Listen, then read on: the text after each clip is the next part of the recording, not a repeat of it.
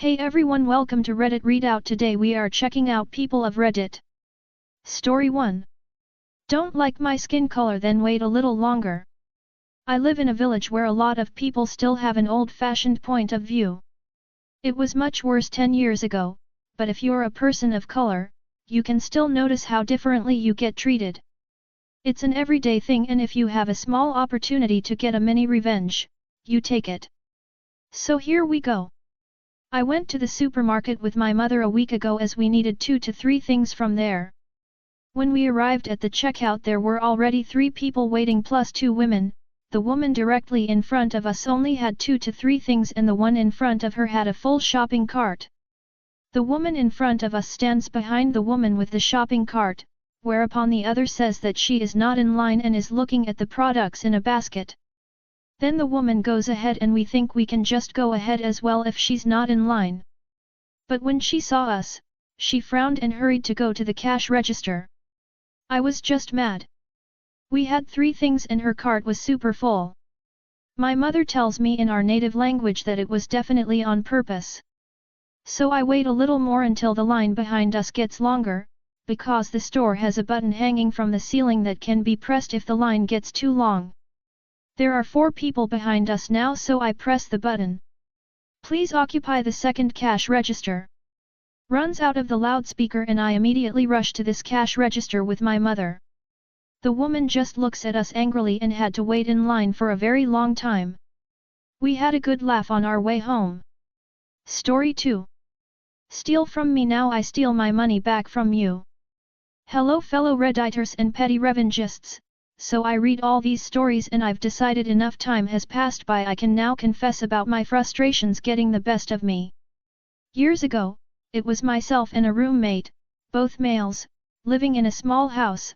We were both dating respective partners, both females, who were also living with us. Rent was to be split 4 ways because that's fair for everybody. For the sake of this story, here are the names to help keep everyone on track, then we will proceed. Me roommate Cow, roommates GF, my partner at the time, annoying baby from the cow. My GF and I were both in our final stages, 2 years left, of college, going to school full-time and working 30+ hours a week. My roommate worked full-time and the cow did absolutely nothing to contribute to society and stayed home all day with her baby and smoked all day. Our home was outfitted with loads of security cameras that would record everything and after 7 days it would delete. The security system setup was in my room and I was the only one who knew how to operate it. We lived in a decent neighborhood but still had issues with crime. My frustrations began when I would come home from working and going to school and trying to study late at night while Ab would scream and cry throughout all hours of the night, making it quite challenging for me to stay sane. We also had issues of our vehicles being broken into and vandalized. One day when I was going through the security cameras, I noticed the cow and this random guy going through my GF's car and taking things from her purse. This bit at H was unlocking our cars and stealing our stuff in the driveway. She never came clean, and even though I told my roommate and showed him footage, we never got anything back. Had to get new licenses, card numbers etc. A few weeks go by and my GF and I begin taking our belongings out of our cars and putting them in our room. Things would just randomly disappear, money, jewelry, valuable etc. But nobody would be home except for the cow when these things magically wandered off. My GF and I had been pushed to our breaking point after 3 to 4 months, and we could see this cow was the root of the problems. While everyone else was away, her and this sketchy random guy would be stealing from right under our noses. Cops could never do anything because since she was also renting and allowed this guy into the home, there were no cameras inside and therefore no proof it was either of them. On the day my GF and I moved out, I was so ticked off and mad that I went into the cow's room she had left somewhere.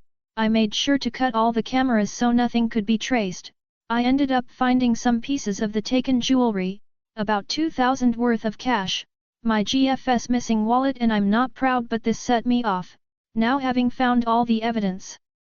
So what any calculated person would do, instead of simply taking it, I ransacked this cow's room, yanked drawers out, threw clothes everywhere, flipped the mattress and broke her lampshade, then I cluttered up the living room and my GF and I just walked out of the house leaving both front and back doors wide open so that it looked like a robbery. Later that evening we get a call from the police that they want to question us. We come down, the cow is furious and uncontrollable yelling it was us and she knows it was ECT, but we politely tell the officer that we no longer lived there.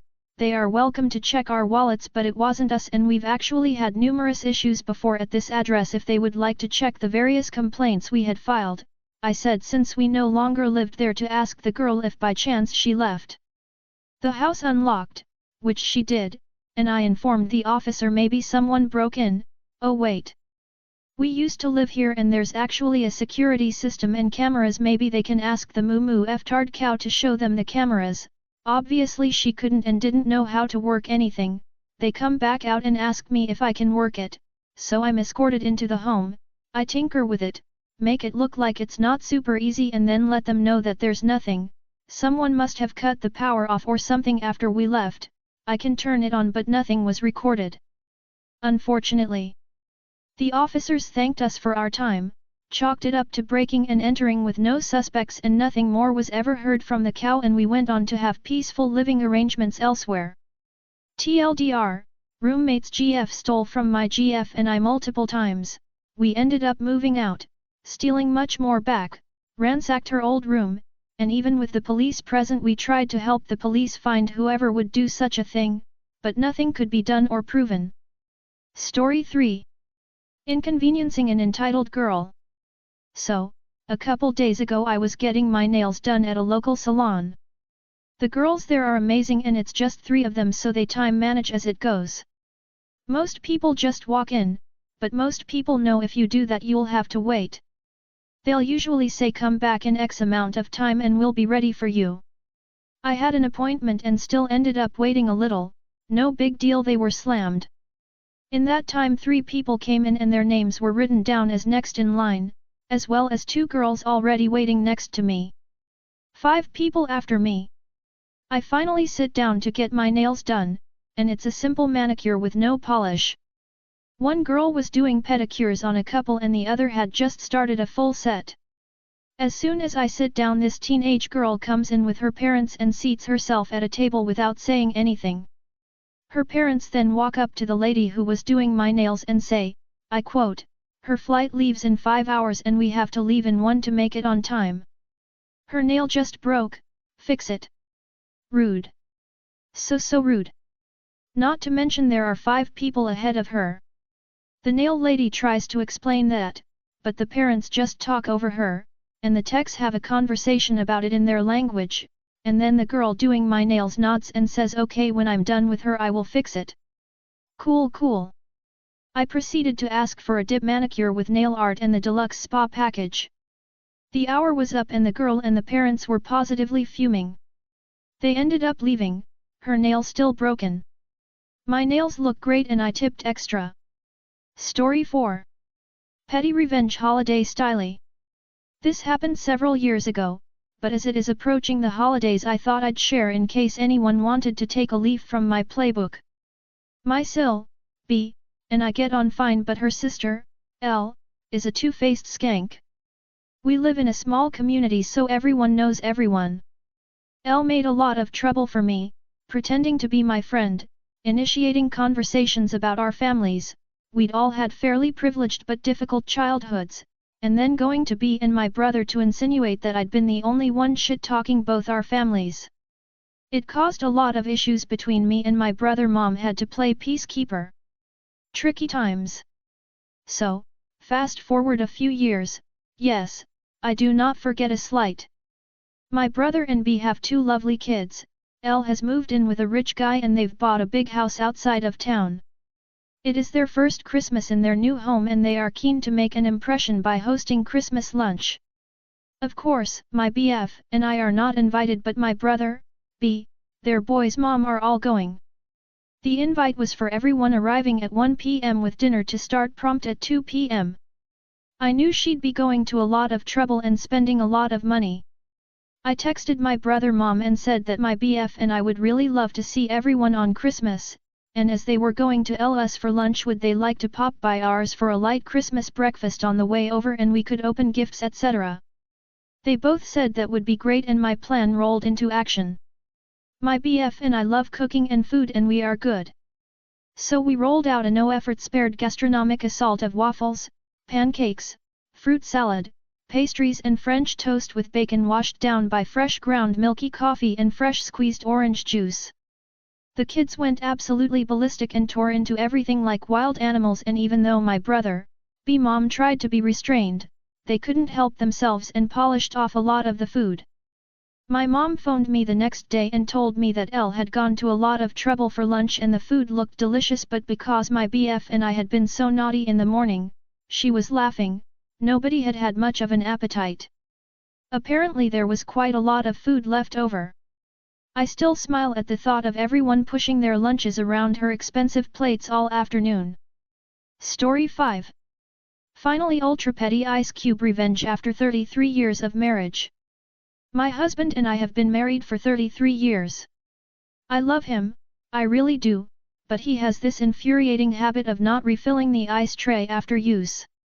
He will take a few cubes out and pop the tray back in the freezer. I cannot count the times I have gone to get ice to find there are not enough cubes for whatever I need them for. I have tried everything to get him to fill up the tray when there are less than half left. I have asked nicely, pleaded, whined, whinged, rationalized, tried to bribe. You get the picture. His answer has always been that it doesn't need filling and he will fill it if it is empty. Then 3 weeks ago I had an epiphany, a bit on the slow side, as I was removing ice from the tray and, once again, filling it up. If you can't beat M, join M. So now I don't fill the tray, and as it reaches close to the end, I am strategic about my use of cubes. I always leave just one in the tray. When he needs ice, it is available, but he will have to fill the tray. I have not filled the tray in 3 weeks, and it is amazing the joy I find in this little revenge. Long may it last. Story 6. If you want to steal my gas, then I get to steal your electricity. U/A Zakura suggested I create a standalone post. If you don't like it, blame him/her/it. This is the longer version with a bit more detail, as I remember them anyways. Over 15 or so years ago I lived in an apartment complex that's a mishmash of different rental units. A single large building, 4 two-story apartment units, 3 other single-story houses and a car dealership. Simply put, a total of 9 units, an office, and a tiny coin-operated laundry room make up for, you guessed it, a run-down apartment complex and dealership managed by a sleazy property management company. As a limited budget would have it, I managed to snag the only single-unit apartment called the cottage by all the other tenants. The cottage consists of a 2-bedroom apartment sharing its entire back wall with a laundry room and water closet for 2 water heaters. It wasn't too bad as far as noises go. A solid cinder block wall divides each space, so I might hear the occasional banging as a door closed or imbalanced load. I get a nice-sized apartment and a large kitchen for, at the time, $500/month. Shortly after I move in I realize the laundry room and water heater is fed from my gas meter. Okay, so I talk to the property manager and they give me this whole convoluted bullshit on how to calculate my usage. Then I needed to send a bill to them and they'd credit my rent. But how do I know how much gas the laundry room uses? They never really gave me a satisfactory answer. IRC, they looked at usage for 2 or 3 days the cottage was empty, then multiply that by the number of days in a month. I'm supposed to take the current meter reading, the subtract what they give me to come up with. Yeah. Based on their formula that first month, I got roughly $2 credit. Right. So that family of 6 in unit number 3 didn't dry their clothes all fucking night when you guys checked usage? So fast forward a year or so and I'm trying to diagnose an electrical problem with a new game server I built. Cut power to my unit A and D. I still have power on some wall sockets. WTF?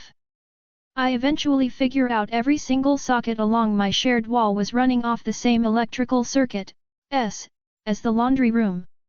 A circuit my landlord was paying for. It wasn't a huge leap to figure out what that meant. I immediately rearranged my place to get every possible electronics plugged in on that circuit.